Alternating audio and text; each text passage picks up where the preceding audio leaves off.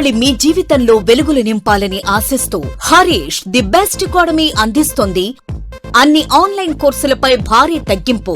ఈ offer November 13వ తేదీ నుండి నవంబర్ 16వ తేదీ వరకు మాత్రమే. మరెందుకు ఆలస్యం?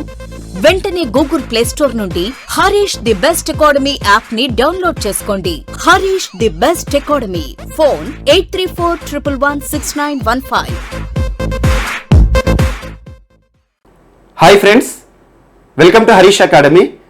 ఈరోజు వార్తల్లో నిలిచిన జాతీయ, అంతర్జాతీయ, రాష్ట్రీయ అంశాల గురించి, వార్తల్లో నిలిచిన వ్యక్తులు, అవార్డులు, పుస్తకాలు, మరి క్రీడా సంబంధిత సమాచారం, ఒక్కొక్క అంశాన్ని వివరంగా తెలుసుకునే ముందు కొన్ని హెడ్లైన్ చూద్దాం.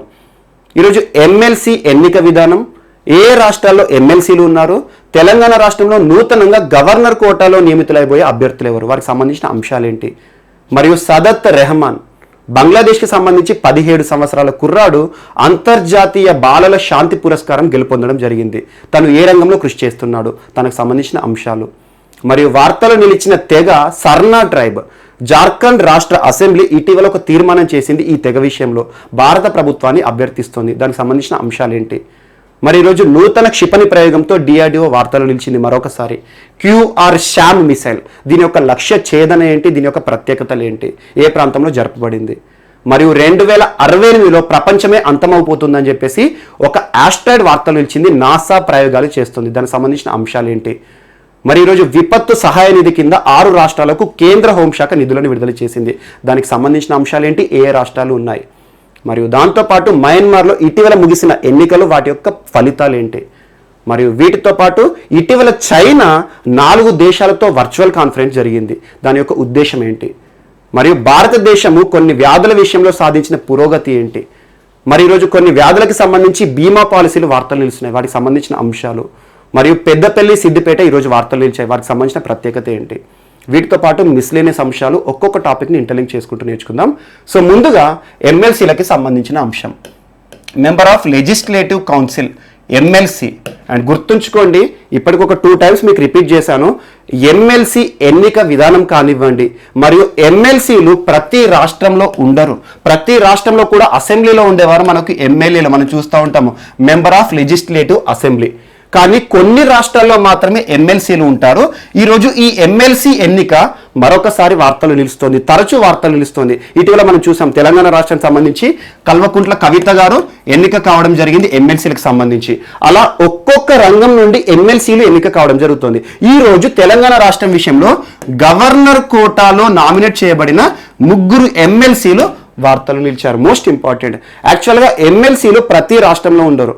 మన భారతదేశంలో బైకామరలిజం అనేది కేంద్రంలో ఖచ్చితంగా ఉంటుంది. బైకామరలిజం, ద్విసభ విధానం. బై అంటే 2, క్యామరలిజం అంటే మన శాసనసభ ఉంటుంది కదా, శాసనాలు, చట్టాలు చేసే సభలు. సో అలా బైకామరలిజం అనేది సెంట్రల్లో ఖచ్చితంగా ఉంటుంది. అందుకే చూడండి, పార్లమెంట్లో లోక్సభ ఉంటుంది, రాజ్యసభ ఉంటుంది. కానీ రాష్ట్రాల్లో బైకామరలిజం అనేది కొన్ని రాష్ట్రాల్లోనే ఉంటుంది. అలా రాష్ట్ర విచక్షణ పైన ఆధారపడి ఉంటుంది. అలా ప్రస్తుతం ఎన్ని రాష్ట్రాల్లో, ఏ రాష్ట్రాల్లో బైకామరల్ లెజిస్లేచర్ ఉంది అని చెప్పేసి అడగొచ్చు ఎగ్జామ్లో. సో అలా ప్రస్తుతం చూడండి, అంతకుముందు జమ్మూ కాశ్మీర్లో ఉండే, ఎప్పుడు ఆర్టికల్ 370 కింద జమ్మూ కాశ్మీర్కి ప్రత్యేక రాష్ట్ర హోదా ఉన్నప్పుడు జమ్మూ కాశ్మీర్లో ఎమ్మెల్యేలు ఉండేవారు. ఎమ్మెల్యేలు అంటే ఏంటి, ప్రజలచే ఎన్నుకోబడేవారు. మరియు ఆ రాష్ట్రంలో ఎమ్మెల్సీలు ఉండేవారు. మరియు జమ్మూ కాశ్మీర్కి రాష్ట్ర హోదా పోయింది కదా, ప్రస్తుతం కేంద్రపాలిత ప్రాంతంగా మారింది, మరియు లడక్ కేంద్రపాలిత ప్రాంతంగా మారింది. సో జమ్మూ కాశ్మీర్ కేంద్రపాలిత ప్రాంతంలో ఎమ్మెల్యేలు కూడా ఉంటారు, ఎందుకంటే అక్కడ లెజిస్లేచర్ ఉంటుంది, చట్టసభ ఉంటుందని చెప్పేసి కేంద్ర ప్రభుత్వం చెప్పింది. సో అలా ఆ తర్వాత జమ్మూ కాశ్మీర్కి ఆర్టికల్ 370 రిపీల్ అయిన తర్వాత, ఆర్టికల్ 370 రాష్ట్ర హోదా పోయిన తర్వాత జమ్మూ కాశ్మీర్ ఈ లిస్ట్ నుండి బయటికి రావడం జరిగింది. అంటే ప్రస్తుతం జమ్మూ కాశ్మీర్లో ఎమ్మెల్సీలు లేరు. మరి మిగతా ఏ రాష్ట్రాల్లో ఉన్నారంటే, ఒకటి UP, Uttar Pradesh, most important, Maharashtra, Karnataka, Bihar, AP, Telangana. Most important, ఈ రాష్ట్రాల పేర్లు గుర్తుంచుకోండి. అంటే ఈ రాష్ట్రాల పేర్లు ఎందుకు చెప్తున్నానంటే, ఈ రాష్ట్రాల్లో ప్రజలచే ఎన్నుకోబడే ఎమ్మెల్యేలు ఉంటారు, మరియు ప్రజా ప్రతినిధులచే ఎన్నుకోబడే ఎమ్మెల్సీలు కూడా ఉంటారు. సో వివిధ వర్గాల నుండి ఎమ్మెల్సీ ఎన్నిక అనేది ఉంటుంది. ఆ వర్గాలు ఏంటో చెప్తాను. సో అలా ఈ రాష్ట్రాల్లో మాత్రమే ఎమ్మెల్యేలు ఎమ్మెల్సీలు ఇద్దరు ఉంటారు. ఖచ్చితంగా చూడండి, దీని గురించి రెగ్యులర్ గా పోటీ పరీక్షల్లో బిట్ అడుగుతున్నాడు.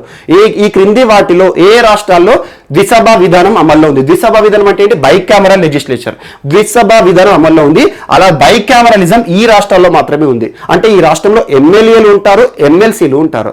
అండ్ గుర్తుంచుకోండి, ఇటీవల వార్తలు నిలిచింది మహారాష్ట్ర ఎమ్మెల్సీ స్థానం సంబంధించి. ఎందుకంటే ప్రస్తుతం మహారాష్ట్ర ముఖ్యమంత్రి ఉద్ధవ్ ఠాక్రే ఎమ్మెల్యేగా ఎన్నుకోబడలేదు, ఎన్నికల్లో పోటీ చేయలేదు లాస్ట్ ఇయర్ మహారాష్ట్రలో జరిగిన ఎన్నికల్లో. ఆ తర్వాత కొంతకాలానికి ఎమ్మెల్సీగా ఎన్నుకోబడ్డాడు. కారణం ఏంటంటే ప్రస్తుతం ముఖ్యమంత్రిగా అభ్యర్థిగా ఉన్న అతను ఎవరైతే ఉంటారో, ఏ రాష్ట్రంలో అయినా చూడండి, ముఖ్యమంత్రి అభ్యర్థికి కావాల్సింది ఖచ్చితంగా చట్టసభల్లో మెంబర్షిప్ ఉండాల్సిన అవసరం లేదు.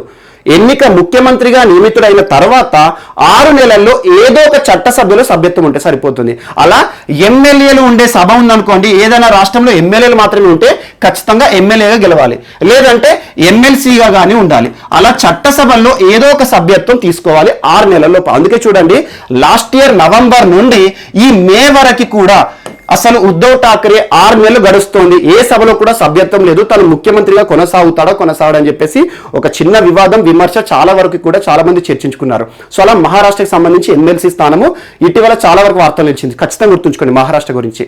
అండ్ ఇటీవల 2 సార్లు తెలంగాణ వార్తలు నిలిచింది. 2 సార్లు అంటే ఈ రోజు ఒకటి, మరియు క్రితము ఆల్మోస్ట్ ఒక 1 మంత్ బ్యాక్.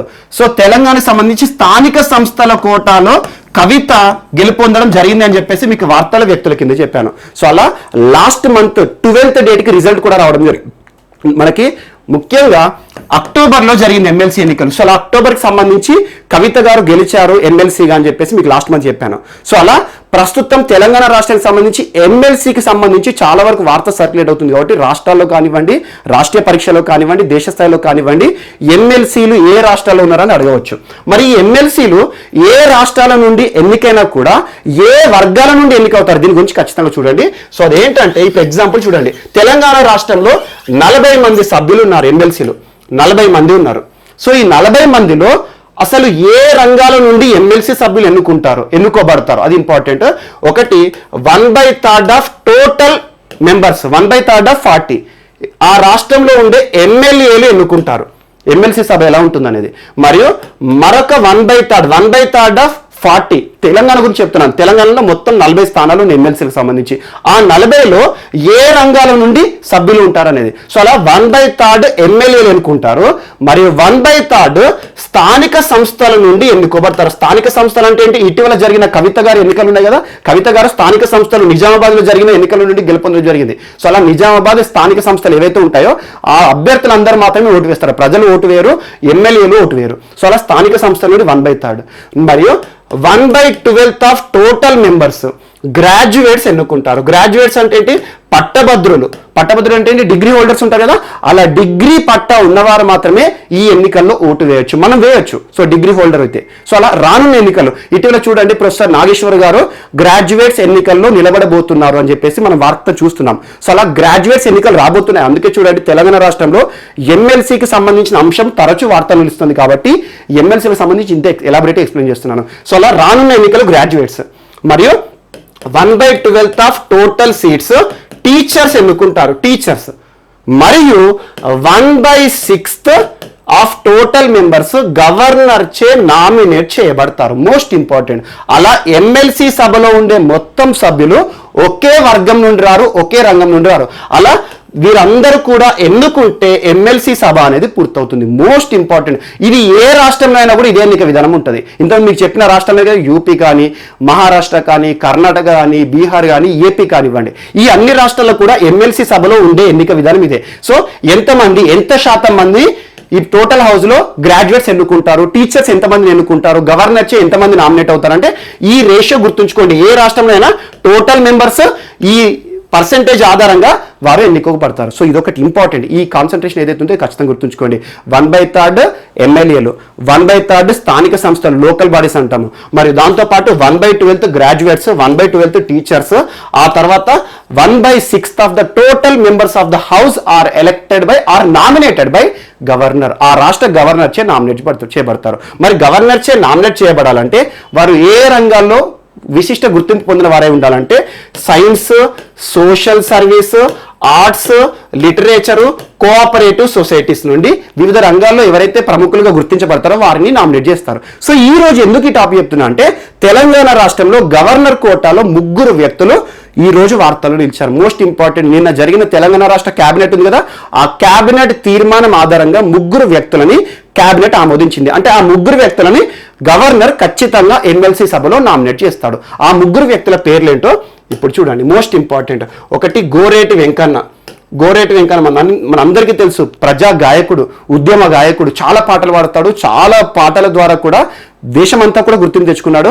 మన ప్రాంతీయ భాషలో అయితే తనకంటూ ప్రత్యేక ఒక వర్గం కూడా అభిమానులుగా ఉన్నారు. ఏంటంటే తన పాటలు ఎవరైతే జానపద గేయాలు కానీ గీతాలు కానీ అభిమానించేవారు ఉంటారు కదా, అలా ఊపున్న సాంగ్స్ పాడతాడు. ఉద్యమంలో కూడా తన పాటల ద్వారా చాలా గుర్తింపు, ఉద్యమానికి చాలా వరకు కూడా బలాన్ని ఇచ్చాడు. సో అలాంటి గోరేటి వెంకన్న. మరియు బసవరాజు సారయ్య. సో ప్రస్తుతం రజక సంఘం జాతీయ నాయకుడు. అంటే దేశంలో కూడా రజక వర్గం ఉంటుంది కదా, సో రజక వర్గానికి సంబంధించి జాతీయ నాయకుడిగా గుర్తింపు పొందిన వ్యక్తి. అండ్ మనకి రాజశేఖర్ రెడ్డి గారు ఉన్నప్పుడు కాంగ్రెస్ పార్టీలో మంత్రిగా కూడా చేశాడు, సో వెల్ఫేర్ మినిస్ట్రీ. అండ్ ఆ తర్వాత మనకి బొగ్గరాజు దయానంద్. ఈ 3 పర్సన్స్ గుర్తుంచుకోండి. సో అలా ఒకరేమో ప్రజలందరిచే అభిమానులను పొందిన వ్యక్తి గోరేటి వెంకన్న గారు, ఒకటి రజక సంఘం జాతీయ నాయకుడు బసవరాజు సారయ్య గారు, మరియు బొగ్గరాజు దయానంద్ గారు. సో 3 వ్యక్తుల పేర్లు గుర్తుంచుకోండి, దయానంద్, సారయ్య, గోరేటి వెంకన్న గారు. ఈ 3 కూడా నిన్న జరిగిన కేబినెట్ మీటింగ్ లో కేబినెట్ ఆమోదించింది. గవర్నర్ కోటాలో వీరిని ఎమ్మెల్సీలుగా నియమించండి అని చెప్పేసి గవర్నర్ కి పత్రాన్ని పంపడం జరిగింది. సో ఇందాక మీకు చెప్పిన కదా, 1/6 of the total members of the house are nominated by the governor of that particular state. అంటే ఆ రాష్ట్ర గవర్నర్ చే నామినేట్ చేయాలి. ఎవరు నామినేట్ చేస్తారు అంటే రాష్ట్ర ప్రభుత్వం సూచించిన అభ్యర్థులను నామినేట్ చేస్తున్నారు అన్నట్టు. సో ఈ రకంగా ఈ 3 వార్తల్లో నిలిచిన వ్యక్తుల గురించి చూడండి. అండ్ దీనికంటే ముందు మనం చూసాం, అంతకుముందు లాస్ట్ మంత్ ఏమో కవిత గారు గవర్నర్ చే నామినేట్ చేయబడలేదు, ఎమ్మెల్యేలు చే ఎన్నుకోబడలేదు, గ్రాడ్యుయేట్స్ చే ఎన్నుకోబడలేదు, మరియు టీచర్స్ చే ఎన్నుకోబడలేదు. ఏ వర్గం నుండి? స్థానిక సంస్థల నుండి గెలుపొందడం జరిగింది, అలా ఓట్లు వేసేసి. అండ్ రానున్న ఎన్నికలు, ఈ 2 months లో మరొక ఎన్నికలు వస్తాయి ఎమ్మెల్సీకి సంబంధించి. ప్రొఫెసర్ నాగేశ్వర్ లాంటి కొంతమంది మేధావులు నిలబడబోతున్నారు. సో అలా గ్రాడ్యుయేట్స్, పట్టభద్రులు ఎవరైతే డిగ్రీ హోల్డర్స్ ఉంటారో వారు మాత్రమే ఓటు వేయాలి. సో ఓటు హక్కు కలిగిన ప్రతి ఒక్కరు ఓటు వేయడానికి అర్హులు కాదు. ఎవరైతే పట్టభద్రులు ఉంటారో వారు మాత్రమే ఓటు వేయడానికి అర్హులుగా ఉంటారు. సో అలా ఎమ్మెల్సీ ఎన్నికలకు సంబంధించి ఖచ్చితంగా చూడండి, పాలిటీలో మోస్ట్ ఇంపార్టెంట్ కాన్సెప్ట్. అందుకే ఈ ఎన్నిక విధానం కూడా చెప్పాను. ఒక్కసారి ఎమ్మెల్సీగా సభలో అడుగు పెడితే 6 సంవత్సరాలు వారికి పదవి కాలం ఉంటుంది. Most important. అందుకే ఎమ్మెల్సీ సభ అనేది శాశ్వత సభ అంటారు. సో పెద్దల సభ రాష్ట్రంలో, దేశంలో పెద్దల సభ అయితే రాజ్యసభ, సో అప్పర్ హౌస్ అంటాము. సో అదొకటి ఇంపార్టెంట్. సో దీని మధ్య డిఫరెన్స్ చూసుకోండి, పాలిటీలో మీరు లింక్ చేసేసుకొని. దీనికి సంబంధించి ఇంకా చాలా ఉంటాయి, ఎన్నిక విధానం కానివ్వండి, ఇంకా మైక్రో లెవెల్ చూడండి ఖచ్చితంగా. మరి రాష్ట్రంలో ఎమ్మెల్సీ సభ అనేది ఆవశ్యకమా, అసలు అవసరమా కాదా అంటారు. అవసరం అనేవారు ఉంటారు, అవసరం లేదనేవారు ఉంటారు. సో దీనికి సంబంధించి మెయిన్స్లో ఖచ్చితంగా ప్రశ్న వస్తుంది. సో ఇది ఒకటి చూడండి. అండ్ నెక్స్ట్, ఈరోజు సదత్ రెహమాన్ మోస్ట్ ఇంపార్టెంట్, 17 సంవత్సరాల బంగ్లాదేశీ కుర్రాడు ఈరోజు వార్తలు ఇచ్చారు. సదత్ రెహమాన్ అంతర్జాతీయ బాలల శాంతి పురస్కారం గెలుచుకున్నాడు. మోస్ట్ ఇంపార్టెంట్, అంతర్జాతీయ బాలల శాంతి పురస్కారం 2020 ఎవరు గెలుచుకోవడం జరిగింది అంటాడు. సదత్ రెహమాన్ బంగ్లాదేశీ యువకుడు, చిన్న జస్ట్ 17 సంవత్సరాల వయస్సు. తను ఏ రంగంలో కృషి చేశాడు అంటే, ప్రస్తుతం మనం చూస్తున్న ప్రపంచం అంతా కూడా సైబర్ క్రైమ్ దాడులు కానివ్వండి, సైబర్ నేరాలు చూస్తూ ఉంటాము. ఆన్లైన్ ఎడ్యుకేషన్ వచ్చిన తర్వాత చిన్నపిల్లలు వారు తెలియకుండానే అకౌంట్ నెంబర్స్ కూడా ఇటీవల చాలా మంది చూస్తున్నాం సైబర్ దాడులు. మనకు తెలియకుండానే ఎవరో బ్యాంక్ వారు ఫోన్ చేసినారు, చూసి మీ బ్యాంక్ నెంబర్ ఏంటి, వెనుక ఉండే సివివి నెంబర్ ఏంటి, ఇలాంటివి అడుగుతారు. సో మనకు తెలియకుండానే మన డబ్బులు పోవడం కానివ్వండి, సైబర్ దాడులు కానివ్వండి, ఇంటర్నెట్ ఇంటర్నెట్ ఆధారంగా కానివ్వండి, చాలా వరకు ఇంటర్నెట్ ఆధారంగా జరిగే క్రైమ్స్ అన్నిటి కూడా సైబర్ నేరాలు అంటాము. సో అలా ఇంటర్నెట్ మనకి ఎగ్జాంపుల్ మన వీడియోలు కానివ్వండి, లేదా మనకు సంబంధించిన అకౌంట్ ట్రాన్సాక్షన్స్ కానివ్వండి, నగదు మాయమవడం కానివ్వండి, ఇలాంటి సైబర్ వాటి గురించి తరచు మీకు చెప్పాను. ఇటీవల ఒక్కొక్క రాష్ట్రము సైబర్ దాడిని అరికట్టడానికి ఒక్కొక్క ప్రోగ్రామ్ కూడా తీసుకొచ్చింది. ఏపీ గురించి చెప్పాను, యూపీ గురించి చెప్పాను, రక్షాబంధన్ రోజు చెప్పాను. సో మోస్ట్ ఇంపార్టెంట్, అలా సైబర్ దాడుల పైన ప్రస్తుతం బంగ్లాదేశ్లో జరుగుతున్న దాడులు ఏవైతే ఉంటాయో ఆ దాడులను అరికట్టడానికి విపరీతమైన కృషి చేస్తున్నాడు. ఎలా కృషి చేస్తున్నాడు అంటే తను ఒక యాప్ తీసుకొచ్చాడు. ఒక మొబైల్ యాప్ తీసుకొచ్చాడు. ఆ మొబైల్ యాప్ ద్వారా ఏం చేస్తారంటే ఆ దేశంలో బంగ్లాదేశ్లో ఎవరైతే సైబర్ సంబంధిత ఇబ్బందులను ఎదుర్కొంటున్నారో ఈ మొబైల్ యాప్లో అప్లోడ్ చేస్తున్నారు. సో దీని ఆధారంగా ఎవరు ఆ సైబర్ క్రైమ్ చేస్తున్నారో దానికి సంబంధించిన ట్రాకింగ్ అంతా చేసేసి పోలీసులకు ఇచ్చే సమాచారం అన్నట్టు. అలా సైబర్ దాడులపై తను చేస్తున్న కృషికి గాను ఇటీవల తనకు అంతర్జాతీయ బాలల శాంతి పురస్కారం దక్కడం జరిగింది. Most important. యాక్చువల్గా తను ఈ రంగంలో ఎందుకు కృషి చేస్తున్నాడు అంటే ఇటీవల బంగ్లాదేశ్లో ఒక 15 సంవత్సరాల బాలిక ఆత్మహత్య చేసుకొని చనిపోయింది. ఎందుకంటే తన పైన జరిగిన సైబర్ దాడుల వల్ల. సో అలా ఆ ఘటన తనని చాలా వరకు చలించి వేసింది. అందుకోసం అని చెప్పేసి సైబర్ దాడులకు సంబంధించి ఈ రంగంలో ఖచ్చితంగా ప్రపంచంలోనే సైబర్ దాడులు లేకుండా చేయాలని చెప్పేసి ముందుకు వచ్చాడు. ప్రస్తుతం బంగ్లాదేశ్ వేదికగా బంగ్లాదేశ్లో మొత్తం కూడా ఇతను తీసుకొచ్చిన యాప్ ద్వారా కానివ్వండి, తను చేస్తున్న కృషి వరకు కానివ్వండి, చాలా అవగాహన కార్యక్రమాలు తీసుకొచ్చాడు. చాలా సిటీస్లో కూడా ఇటువంటి వారు మీకు ఫోన్ చేసి మీ పర్సనల్ డేటా అడిగితే చెప్పకండి అని చెప్పేసి ముఖ్యంగా అవగాహన క్యాంపెయిన్ తీసుకురావాలి. అలా అవగాహన అవేర్నెస్ క్యాంపెయిన్ తీసుకొచ్చేసి దేశమంతా కూడా చేస్తున్న కృషికి అంతర్జాతీయ బాలల శాంతి పురస్కారం 2020 దక్కింది. Most important Sadat Rahman. అంతకుముందు ఈ పురస్కారం ఎవరికి దక్కిందంటే పాకిస్తాన్ సంబంధించి యూసుఫ్ మలాలా జాయ్ అంటాం, యూసుఫ్ కానివ్వండి, మరియు గ్రేటా థెన్బర్గ్. ఇటీవల చెప్పాను ఫ్రైడేస్ ఫర్ ఫ్యూచర్ అనే ఒక సంస్థ, పర్యావరణ సంబంధిత ఉద్యమ సంస్థ ఇటీవల ఢిల్లీలో మినిస్ట్రీ ఆఫ్ ఎన్విరాన్మెంట్ ముందట కూడా ఉద్యమం చేసింది అని చెప్పాను. సో అలా ఎన్విరాన్మెంటల్ ఇంపాక్ట్ అసెస్మెంట్కి వ్యతిరేకంగా ఫ్రైడేస్ ఫర్ ఫ్యూచర్ గురించి మొత్తం చెప్పాను. అలాంటి ఫ్రైడేస్ ఫర్ ఫ్యూచర్లో మోస్ట్ ఇంపార్టెంట్ ఒక పర్యావరణవాది, తను కూడా చాలా చిన్న వయస్కురాలు. సో తనకి గ్రేటా థెన్బర్గ్, తనకు కూడా అంతకుముందు ఇయర్ అంతర్జాతీయ బాలల శాంతి పురస్కారం పొందడం జరిగింది. సో ఈ సంవత్సరం సదత్ రెహమాన్. మోస్ట్ ఇంపార్టెంట్, గుర్తుంచుకోండి. సదత్ రెహమాన్ ఇటీవల వార్తలు నిలిచాడు. ఏ పురస్కారాన్ని గెలుచుకొని ఏ విషయంలో తను అంతర్జాతీయంగా ఖ్యాతి పొందాడంటారు. So most important Bangladeshi. And next Apophis 99942. ఇది ఒక ఆస్ట్రాయిడ్, ఒక ఉల్క.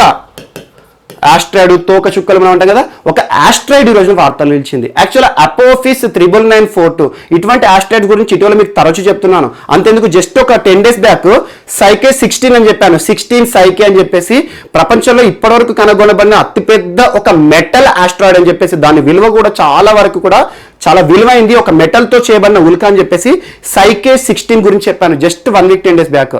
సో ఈ రోజు మరొక ఆస్ట్రాయిడ్ వార్తలు నిలిచింది, అపోఫిస్ 99942. సో దీని యొక్క ఎందుకు వార్తలు నిలిచింది అంటే ఇటీవల దీన్ని 2004 నుండి కూడా ఇది మనుగడలోకి వచ్చింది. 2004 నుండి కూడా దీన్ని అధ్యయనం చేస్తున్నారు. ముఖ్యంగా దీన్ని ఎవరు అధ్యయనం చేస్తున్నారంటే నాసా దీన్ని అధ్యయనం చేస్తుంది. నాసా అంటే ఏంటి? అమెరికాకి సంబంధించి అంతరిక్ష ప్రయోగ సంస్థ. ఇటీవల నాసాకి సంబంధించిన ప్రయోగాలు తరచు మనం చూస్తున్నాం. సో అలా నాసా దీని గురించి ప్రత్యేక అబ్జర్వేషన్ ని కేంద్రీకృతం చేసింది. అసలు ఇది ఎట్లా, దీని గమనం ఏ రకంగా ఉంటుంది, ఎలా తిరుగుతోంది, ఏమైనా దీనివల్ల ప్రమాదం ఉందా అని చెప్పేసి ఆల్మోస్ట్ 2004 నుండి దీని గురించి అధ్యయనం చేస్తుంది. ఇటీవల దీని గురించి ఏం అధ్యయనం చెప్పింది నాసా అంటే 2029 సంవత్సరంలో ఈ అపోఫిస్ 99942 అనే ఒక ఆస్ట్రాయిడ్ భూకక్షకి దాదాపు 32,000 కిలోమీటర్ల దూరంలోకి వస్తాడ. 32,000 కిలోమీటర్ల దూరంలోకి వస్తుంది. కానీ దానివల్ల భూమికి ఎలాంటి ప్రమాదం జరగదు. కానీ 2068 సంవత్సరము ఈ ఆస్ట్రాయిడ్ అపోఫిస్ 99942 అనే ఒక ఆస్ట్రాయిడ్ భూమిని వచ్చి ఢీకొంటదంట. సో అలా ఢీకొంటే ఈ భూమి మొత్తం కూడా పగిలిపోతుంది, అసలు భూమి మీద ఎలాంటి జీవరాశి కూడా మిగిలి ఉండదని చెప్పేసి నాసా అధికారికంగా చెప్పింది. మోస్ట్ ఇంపార్టెంట్, నాసా ప్రయోగాలు అంత ఈజీగా సులభంగా ఉండవు. సో నాసా చేస్తున్న ఇటీవల ప్రయోగాలు కానివ్వండి, ఆర్టెమిస్ ప్రోగ్రామ్ గురించి చెప్పాను. ఇటీవల కౌన్ బనే కరవతులు అడిగారని చెప్పేసి మీకు చూపించాను. సో అలా ఆర్టెమిస్ ప్రోగ్రామ్ కానివ్వండి, మిషన్ టు మూన్ ప్రోగ్రామ్ కానివ్వండి, నాసా ఇటీవల స్పేస్ టాయిలెట్ ని రూపొందించింది. మరియు నాసా ఇటీవల Elon Musk company space X కి చాలా ప్రోత్సాహం ఇస్తోంది. ఇటీవల నాసా యొక్క అడ్మినిస్ట్రేషన్ బ్లాక్ పేరు మార్పు కానివ్వండి, ఇవన్నీ మనం చూస్తున్నాం. ఈరోజు నాసా మరొకసారి వార్త నిలిచింది. అపోఫిస్ అనే ఒక ఉల్క ఉంటుంది కదా, 99942 నెంబర్ గుర్తుంచుకోండి. సైకే 16 అని చెప్పాను. అపోఫిస్ 99942 అనే ఒక ఆస్ట్రాయిడ్ 2068 సంవత్సరం భూమిని ఢీకొని మొత్తం భూమి మీద ఉండే ఏ జీవరాశి కూడా అంతమైపోతుందట, ప్రపంచమే అంతమైపోతుందని ఈరోజు ఒక సమాచారాన్ని చెప్పింది. మోస్ట్ ఇంపార్టెంట్ గుర్తుంచుకోండి, నేరుగా బిట్టి గుర్తుంచుకోండి సరిపోతుంది. ఇటీవల అపోఫిస్ 99942 ఎందుకు వార్తలు నిలిచింది అంటారు. అండ్ నెక్స్ట్ ఈరోజు క్యూఆర్ శామ్ మిసైల్ ప్రయోగం వార్తలు నిలిచింది. మిసైల్ ప్రయోగం అంటున్నాను, క్షిపణి.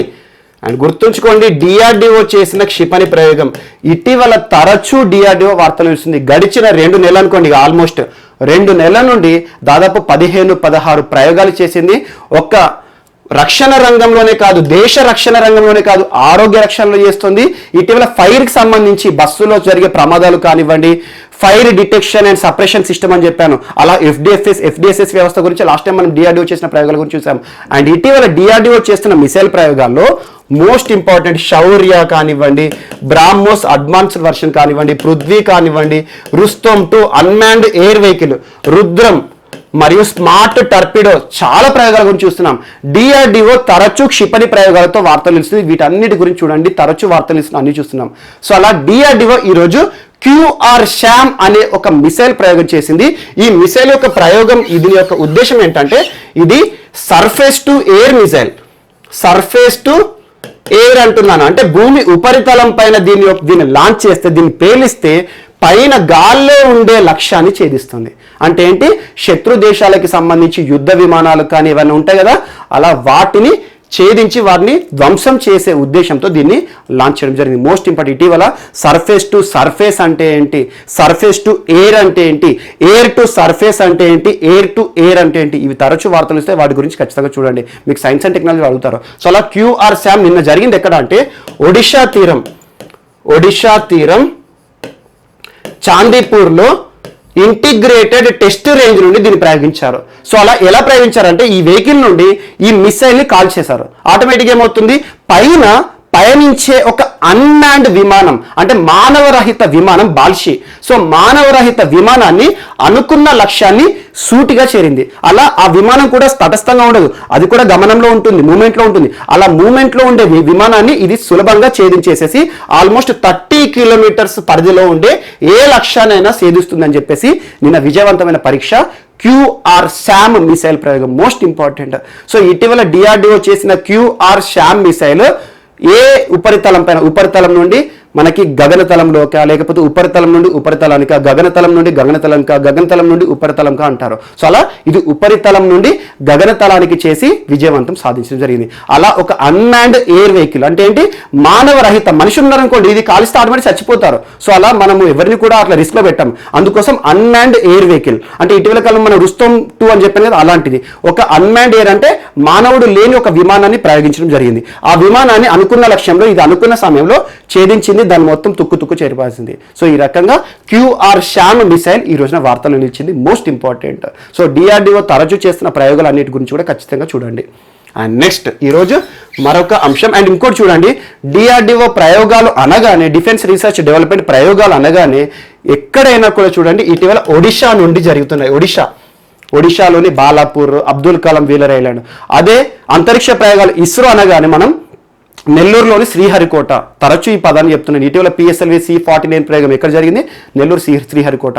సో అలా ఇస్రో చేసే ప్రయోగాలు ఎక్కడ నుండి, డిఆర్డిఓ చేసే ప్రయోగాలు ఎక్కడ నుండి, వీటి గురించి ఖచ్చితంగా చూడండి. అండ్ ఇటీవల కర్ణాటకలోని చిత్రదుర్గం ప్రయోగం గురించి కూడా మీకు చెప్పాను. సో ఆ ప్రయోగం ఒకటి సపరేట్ దేనికి సంబంధించింది, ఇలాంటివన్నీ డిఫరెంట్ చూసుకోండి. అండ్ నెక్స్ట్ ఈరోజు సర్నా ట్రైబ్ వార్తల్లో నిలిచింది. సర్నా ట్రైబ్, యాక్చువల్గా సర్నా ట్రైబ్ బట్ రిలీజియన్గా గుర్తించాలని చెప్పేసి ఒక అంశం వార్తలో నిలిచింది. ఈ సర్నా ట్రైబ్ ఏంటంటే వీరిని ప్రకృతి రక్షకులు అంటారు. ఎవరైనా సరే ట్రైబ్, గిరిజనులు ఎవరైనా కూడా ప్రకృతి ఆరాధకులు, ప్రకృతి రక్షకులు. సో వీరు ఎవరంటే పర్యావరణ రక్షకులు అంటాం. ఎందుకంటే పర్యావరణం దొరికి అన్నిటిపైన ఆధారపడి ఉంటారు. ఎక్కువ గిరిజనులు, కొండ జనులు ప్రాంతాలు, కొండ ప్రాంతాలు నివసించే వారే మనం గిరిజనులు, ట్రైబ్స్ అంటాము. అలాంటి గిరిజనులు ఈరోజు సర్నా ట్రైబ్ జార్ఖండ్ రాష్ట్రానికి సంబంధించి వార్తలు నిలిచారు. అండ్ జార్ఖండ్లో ఆల్మోస్ట్ 32 గిరిజన తెగలు ఉన్నాయి. అందులో 8 particularly vulnerable tribal groups. So particularly vulnerable tribal groups ఏవి వార్తలు నిలిచిన చూడండి. ఇటీవల ట్రైబల్ సంబంధిత అంశాలు ఏవి వార్తలు నిలిచిన మీకు చెప్తున్నాను. అలా పర్టికులర్లీ వల్నరబుల్ ట్రైబల్ విషయంలో ఇటీవల ఒడిషా గురించి ఎక్కువగా మనం చర్చించుకున్న తెగలు ఒడిషా మరియు ఈశాన్య రాష్ట్రాల్లో ఎక్కువగా తెగలు ఉంటాయి. వీటికి సంబంధించి షెడ్యూల్స్ ఏం చెప్తున్నాయి, రాజ్యాంగంలోని పర్టికులర్ షెడ్యూల్స్ ఏంటి, వీటి గురించి ఖచ్చితంగా చూడండి. ఈరోజు సర్నా ట్రైబ్ ఎందుకు వార్తలు ఇచ్చిందంటే జార్ఖండ్ అసెంబ్లీ ఇటీవల సో రాష్ట్రంలో జరిగే అసెంబ్లీ చట్టసభలో ఒక తీర్మానం చేశారు. ఈ సర్నా ట్రైబ్ ఏదైతే ఉంటుందో వారిని ప్రత్యేక రిలీజియన్ గా, ప్రత్యేక మతంగా గుర్తించి రానున్న 2021 గణన ఉంటుంది కదా, నేషనల్ సెన్సస్, జాతీయ గణన. సో అలా గణన అంటే ప్రతి 10 సంవత్సరాలకు ఒకసారి మనము దేశంలో ఎంత జనాభా పెరుగుతోంది, ఏ రాష్ట్రంలో ఎంత జనాభా ఉందని చెప్పేసి అధికారికంగా ప్రభుత్వం గణన చేస్తుంది కదా. మినిస్ట్రీ ఆఫ్ హోమ్ అఫైర్స్ పరిధిలో జరుగుతాయి గణన ఎప్పుడైనా చూడండి. సో మన విత్ ఇన్ ఇండియాలో ఏది జరిగినా రాష్ట్రాలను విభజించాలన్నా, రాష్ట్రాలను కలపాలన్నా అంతర్గత అంశాలన్నీ కూడా మినిస్ట్రీ ఆఫ్ హోమ్ అఫైర్స్కి వస్తుంది. సో అలా నేషనల్ సెన్సస్ ప్రతి 10 సంవత్సరాలకు అధికారికంగా జరిగే జనాభా లెక్కలు మనకు లాస్ట్ టైం 2011లో లెక్కించాం. ఈ 2022లో రావాలి కదా అధికారికంగా. సో అలా 2021లో ఈ సర్నా తెగ ఏదైతే ఉంటుందో దీని సపరేట్ ఒక రిలీజియస్ కోడ్ గా గుర్తించి వారిని గుర్తించండి అని చెప్తున్నారు. ఎందుకంటే ఇటీవల సర్నా ట్రైబాలు అటు ట్రైబల్ రిజర్వేషన్స్ ని వాడుకుంటున్నారు మరియు మైనారిటీ రిజర్వేషన్స్ కూడా వాడుకుంటున్నారు. మైనారిటీ రిజర్వేషన్ అంటే ఏంటి, చాలా మంది ఇందులో ఇటీవల సిక్కిజం అంటున్నాను, క్రిస్టియానిటీని ఆచరిస్తున్నారు. ఎక్కువ మంది ఏంటంటే క్రిస్టియన్లోకి మత మార్పిడి చేసుకుంటున్నారు. అలా క్రిస్టియన్ మత మార్పిడి చేసుకుంటే ఎవరైతే ఉంటారో మైనారిటీ, అలాంటి మైనారిటీ కింద కూడా పొందుతున్నారు బెనిఫిట్స్. ఎందుకంటే ప్రభుత్వం ఇచ్చే ఉపాధి అవకాశాలు ఉంటాయి కదా, మైనారిటీలకు కొన్ని ప్రత్యేక అవకాశాలు ఉంటాయి. సో అలా మైనారిటీ కోటాలు పొందుతున్నారు.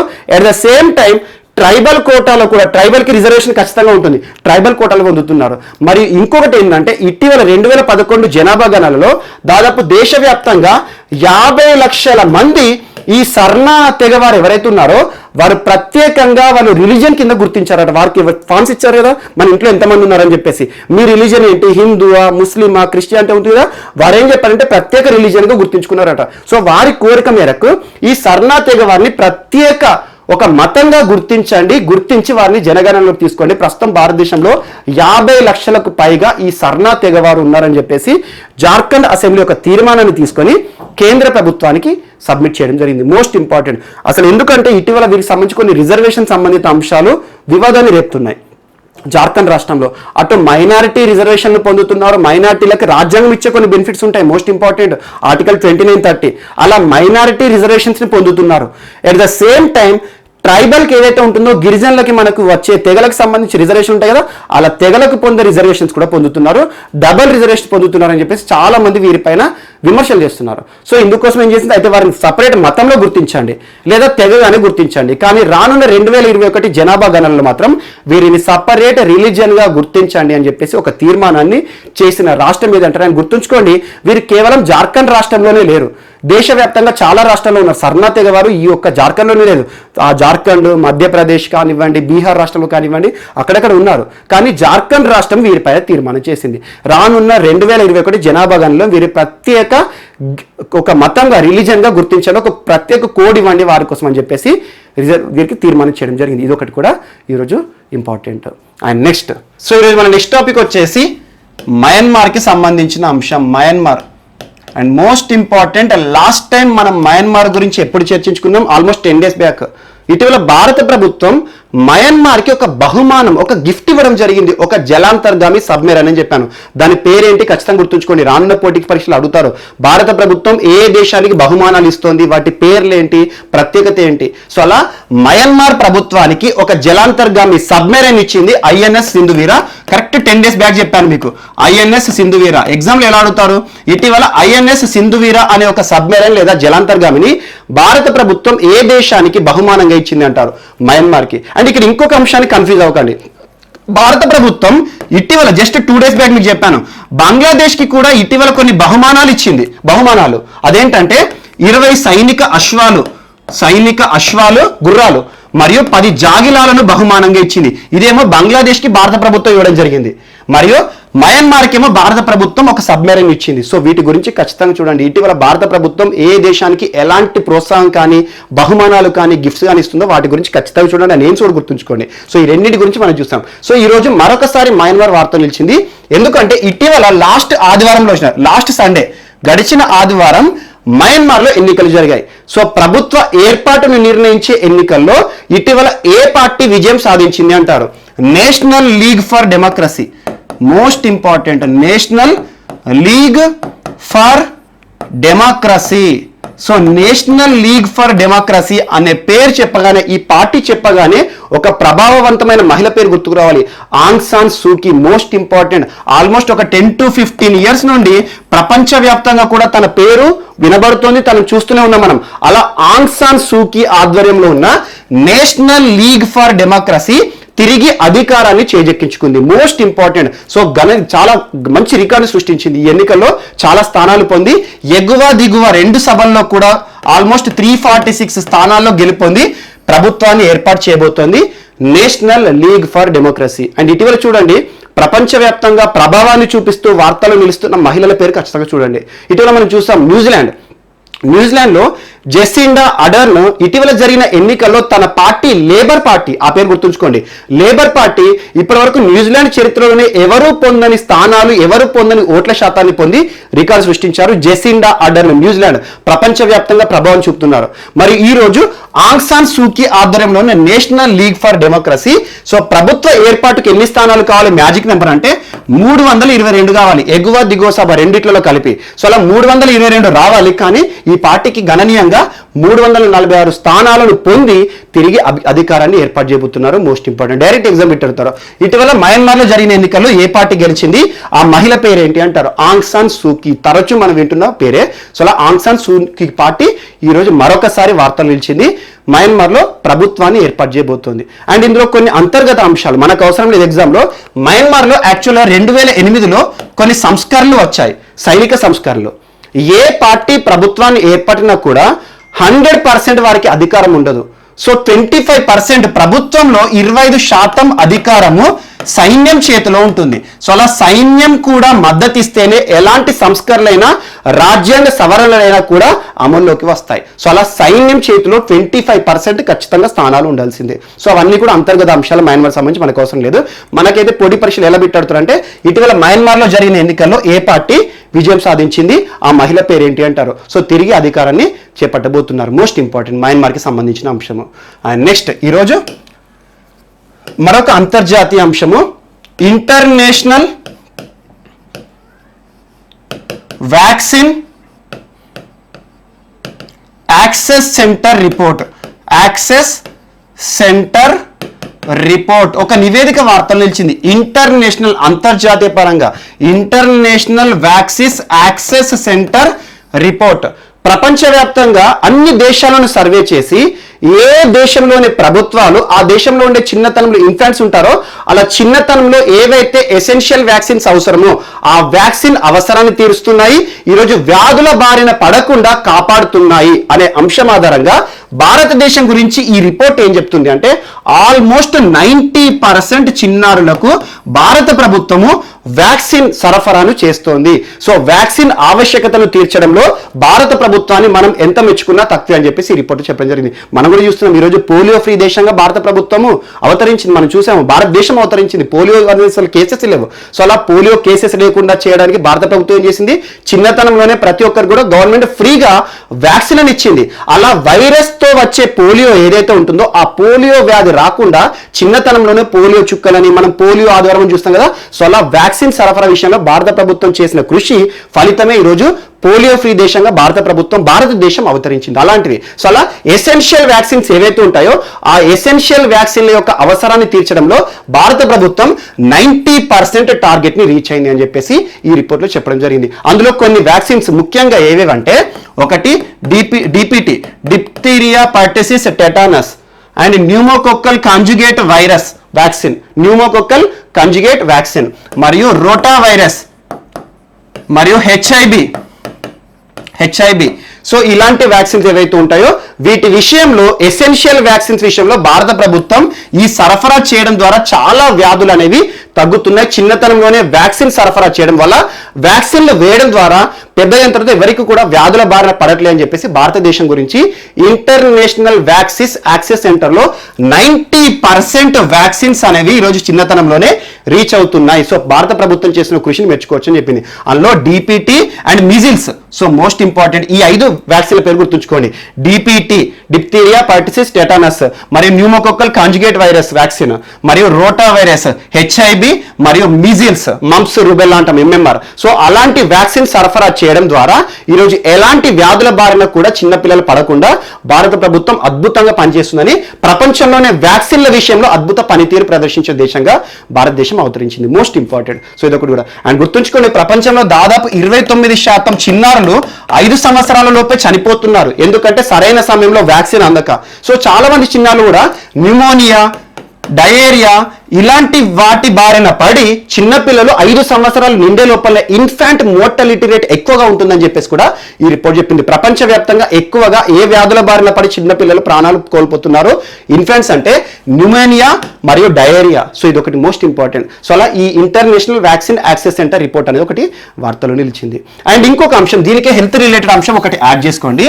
అదేంటంటే ఇటీవల insurance regulatory development authority of India, most important, IRDAI బీమా రంగ సంస్థలపై నియంత్రణ చేసే అధికారం. భారతదేశంలో బీమా రంగ నియంత్రణ అత్యున్నత సంస్థ IRDAI. అదే స్టాక్ మార్కెట్ అంటే SEBI, securities exchange board of India. మరియు బ్యాంకులకే బ్యాంకుల నియంత్రణ చేసే బ్యాంక్ ఏంటి? RBI. సో ఇలాంటివి ఏవి వార్తలు ఇచ్చినా చూడండి. ఇటీవల insurance regulatory development authority of India కూడా కొన్ని కమిటీస్ వేసిందని ఆర్ చంద్రశేఖర్ అని కొన్ని కమిటీస్ చెప్పాను. సో వాటి గురించి జస్ట్ బ్యాంకింగ్ ఎగ్జామ్లో అడుగుతారు, కానీ ఇది అన్ని ఎగ్జామ్లో అడగవచ్చు. ఎందుకంటే ఇటీవల ఇన్సూరెన్స్ రెగ్యులేటరీ డెవలప్మెంట్ అథారిటీ ఒక నివేదికను ఇచ్చింది. అంటే కొన్ని ఆర్డర్స్ పాస్ చేసింది. ఎవరికి ఆర్డర్స్ పాస్ చేస్తుంది? దీనికి ఎవరిపై అధికారం ఉంటుంది? బీమా సంస్థలు. ఈరోజు LIC కానివ్వండి, ప్రైవేట్ రిలయన్స్ కానివ్వండి, లేదా HDFC కానివ్వండి, SBI కానివ్వండి, చాలా ఇన్సూరెన్స్ కంపెనీలు, బీమా సంస్థలు. ఆ బీమా సంస్థలు అన్ని కూడా ఇటీవల కాలంలో కరోనా వైరస్ కి సంబంధించి కరోనా వ్యాధి ఏదైతే ఉంటుందో దానికి కూడా ఇటీవల బీమా సంస్థలు ఇస్తున్నాయి. మనం చూస్తున్నాం కరోనా కవచ్ అని చెప్పేసి insurance regulatory development authority of India ఆధారంగా కరోనాని కూడా బీమాకి సంబంధించి ప్రీమియం కడితే వాటి విషయంలో కూడా బీమా కల్పిస్తున్నారు చాలా వరకు.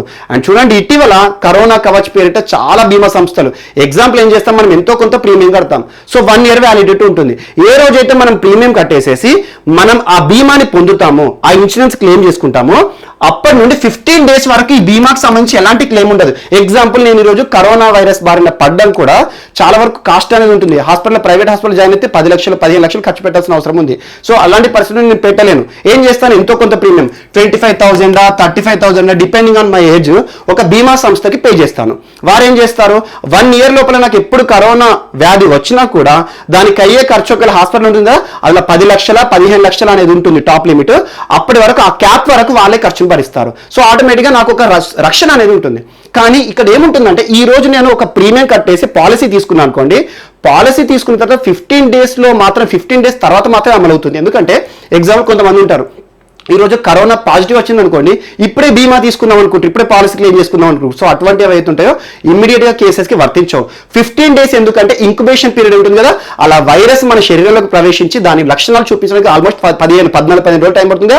అందుకే ఈ రోజు పాలసీ తీసుకున్నా కూడా 15 రోజుల తర్వాత వ్యాధి వస్తేనే ఈ క్లెయిమ్ అనేది ఉంటుంది. సో ఇలా చాలా ఉంటాయి. సో ఇటీవల కరోనాకి సంబంధించి గైడ్ లైన్స్ పాస్ చేసింది IRDAI. సో ఈ రోజు మరొక కొన్ని వ్యాధులను కూడా ఈరోజు ఆరోగ్య సంబంధిత పాలసీలను తయారు చేయండి అని దేశంలోని అన్ని బీమా సంస్థలకి ఆర్డర్ జారీ చేసింది. అందులో ఏంటంటే డెంగ్యూ అంటాం మనం, డెంగ్యూ దోమకాటు ద్వారా వస్తుంది, మరియు మలేరియా, మరియు చికెన్ గునియా, సో కీళ్ళ నొప్పులు బాగా ఉంటాయి. సో ఈ 3 వ్యాధులు ఏవైతే ఉంటాయో ఈ 3 కూడా దోమనే అనుకోండి, దోమకాటే. సో అలా ఈ 3 వ్యాధులను కూడా ఉద్దేశం తీర్చుకోవాలి. ఈ 3 డిసీజెస్ ఏవైతే ఉంటాయో డెంగీ, మలేరియా, చికెన్ గునియా, ఈ వ్యాధులు సోకిన వారికి కూడా ఆరోగ్య బీమాను కల్పించండి అని చెప్పేసి బీమా సంస్థలకు ఆదేశాలు జారీ చేసింది insurance regulatory development authority of India. అంటే ఏంటంటే ఎగ్జాంపుల్, నాకు ఫ్యూచర్లో డెంగీ వచ్చింది అనుకోండి, డెంగీ వస్తే కూడా ప్లేట్లెట్స్ మొత్తం కూడా డౌన్ అయిపోతాయి, ప్లేట్లెట్స్ పడిపోతాయి. సో అలా రక్త ఫలకీకలు అంటాం. ప్లేట్లెట్స్ పడిపోయినప్పుడు ఏమవుతుంది, మొత్తం బ్లీడింగ్ టు డెత్ అవుతుంది, కొన్ని సందర్భాలు ప్రాణాలు కూడా కోల్పోతారు.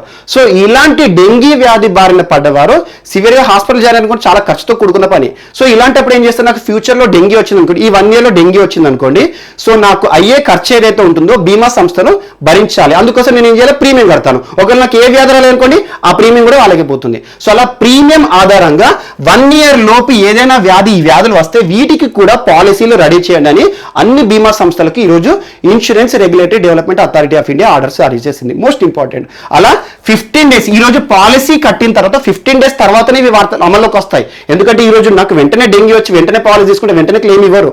సో అలా 15 days తర్వాతనే ఏదైనా అమల్లోకి వస్తుంది. సో అలా ఈ 3 వ్యాధులకి కూడా బీమాని కల్పించండి అని చెప్పేసి బీమా సంస్థలను ఆదేశించడం జరిగింది IRDAI. Most important. సో ఇటీవల కాలంలో ఏ బీమాలు వస్తున్నాయి వీటి గురించి కూడా కొన్ని చూడండి. సో ఈ వ్యాధులకు కూడా బీమాలు వస్తాయి ఇక త్వరలో. చికెన్ గునియా పాలసీ అని, లేకపోతే డెంగీ పాలసీ అని చెప్పేసి. ఫ్యూచర్లో నాకు డెంగీ వచ్చింది అనుకోండి, నాకు అయ్యే ఖర్చులు మొత్తం ఆ బీమా సంస్థనే పెడుతుంది, ఎందుకంటే నేను ఈరోజు ప్రీమియం కడుతున్నాను కాబట్టి. అలా ఆల్మోస్ట్ 25,000 to 75,000 వరకు పాలసీ ఇస్తామని చెప్పేసి చెప్పడం జరిగింది. ఇది ఒకటి కూడా ఇంపార్టెంట్. అండ్ నెక్స్ట్, ఈరోజు చైనా జరిపిన ఒక వర్చువల్ కాన్ఫరెన్స్, ప్రస్తుతం అన్ని వర్చువల్ జరుగుతున్నాయి కదా, చైనా ఆధ్వర్యంలో జరిగింది. చైనా, పాకిస్తాన్, శ్రీలంక, నేపాల్, బంగ్లాదేశ్. సో ఈ దేశాలు గుర్తుంచుకోండి.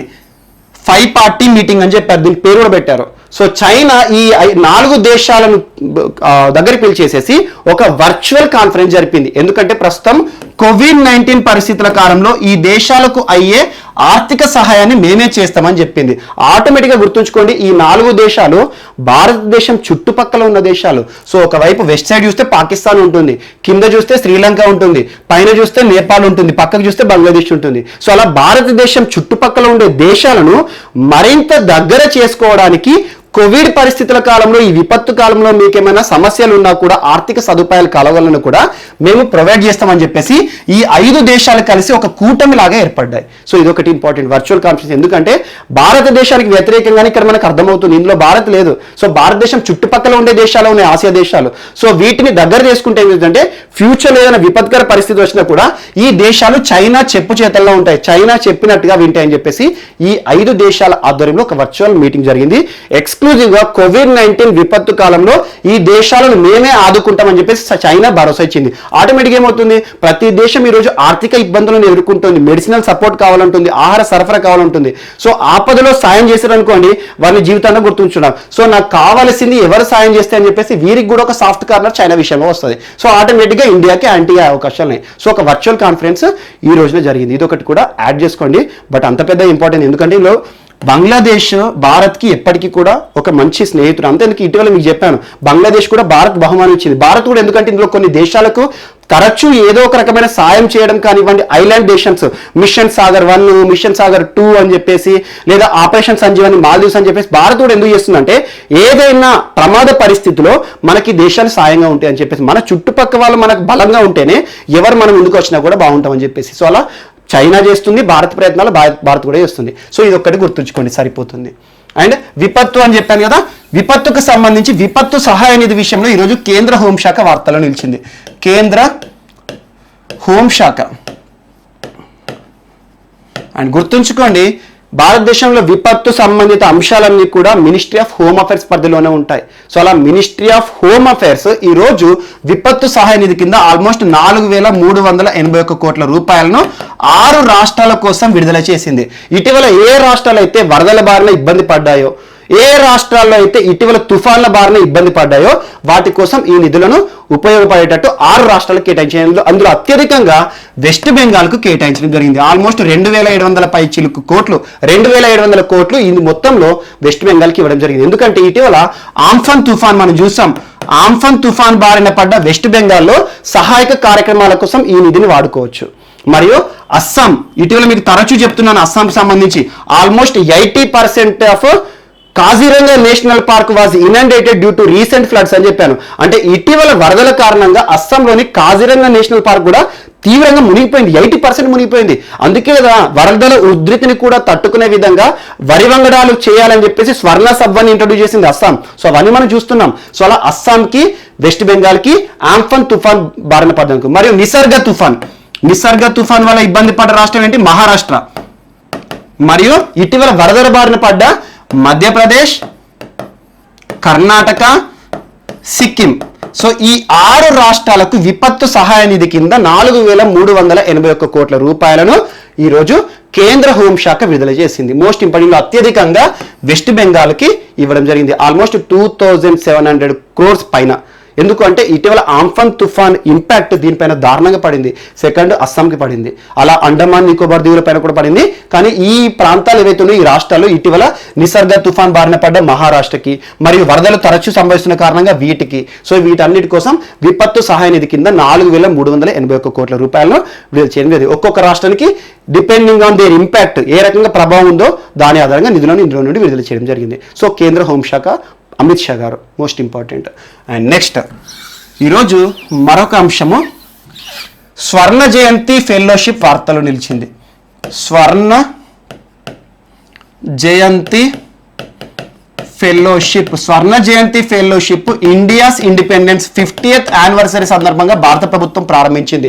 స్వర్ణ జయంతి ఫెలోషిప్ ఎవరికి ఇస్తారంటే, department of science and technology పరిధిలో రీసెర్చర్స్ ఉంటారు కదా, యంగ్ రీసెర్చర్స్, పరిశోధన చేసేవారు, శాస్త్రవేత్తలు, యువ శాస్త్రవేత్తలకు ఇచ్చే ఫెలోషిప్ దాదాపు ప్రతి నెల 15,000 నుండి 25,000 రూపాయలు ఇస్తారు. Irrespective of their salary. వారు ఏదైనా సంస్థలో పనిచేస్తే జీతం వచ్చినా కూడా 25,000 వరకు ఫెలోషిప్ ఇస్తారు. మరియు దాంతోపాటు 5 సంవత్సరాల పాటు పరాణం 5 లక్షల రూపాయలు ఆర్థిక సహాయాన్ని కూడా కలిగిస్తారు. సో ఇటీవల స్వర్ణ జయంతి ఫెలోషిప్ కింద దాదాపు 21 మంది శాస్త్రవేత్తలను భారత ప్రభుత్వం గుర్తించింది. రానున్న 5 సంవత్సరాల పాటు వారికి కావాల్సిన ఫెలోషిప్ కార్యక్రమాలు మరియు ఆర్థిక సహాయాన్ని భారత ప్రభుత్వం చేస్తుంది. జస్ట్ గుర్తుంచుకోండి, ఎంత ఇస్తుంది, ఎంతమందికి ఇస్తుంది కాదు, అది డిపెండింగ్ ఆన్ ఆ సంవత్సరం కావాల్సిన రిక్వైర్మెంట్ ఆధారంగా ఉంటుంది. కానీ department of science and technology పరిధిలో అమలవుతుంది. ప్రస్తుతం ministry of science and technology ఎవరున్నారు? హర్షవర్ధన్ గారు. Most important, ministry of health, ministry of science and technology, ministry of earth sciences అన్ని కూడా హర్షవర్ధనే. సో అలా department of science and technology పరిధిలో స్వర్ణ జయంతి ఫెలోషిప్ ప్రోగ్రామ్ ప్రతి సంవత్సరం ఆ ప్రోగ్రామ్ కింద కొంతమంది యువ శాస్త్రవేత్తలను గుర్తిస్తారు. గుర్తించి వారికి కావాల్సిన రీసెర్చ్, ప్రయోగాలకు, పరిశోధనలకు కావాల్సిన ఆర్థిక సహాయాన్ని భారత ప్రభుత్వం ఇస్తుంది. సో ఈ సంవత్సరం 21 మందిని గుర్తించడం జరిగింది. అండ్ ఇటీవల మీకు చెప్పాను, SERP power most important. SERP power మాత్రం ఖచ్చితంగా చూడండి. ఆల్మోస్ట్ 3 days బ్యాక్ చెప్పాను సెర్బ్ పవర్. సో మహిళల కోసం, ఎవరైతే పరిశోధన రంగంలో సైన్స్ అండ్ టెక్నాలజీలో మహిళలు చేస్తారో వారి కోసం సెర్బ్ పవర్ అనే ప్రోగ్రామ్ కూడా ఈ department of science and technology పరిధిలోనే అమలవుతుంది. ఇది ఒకటి కూడా యాడ్ చేసుకోండి. సెర్బ్ పవర్ మాత్రం ఇంపార్టెంట్ దీనికంటే కూడా. సో స్వర్ణ జయంతి ఫెలోషిప్ మరియు సెర్బ్ పవర్ రెండింటికి కూడా పర్పస్ ఒకటే. సో రీసెర్చర్స్ ఎవరైతే ఉంటారో వాళ్ళకి ఇచ్చే ఫెలోషిప్స్ ఇవన్నీ కూడా. అండ్ నెక్స్ట్ ఈరోజు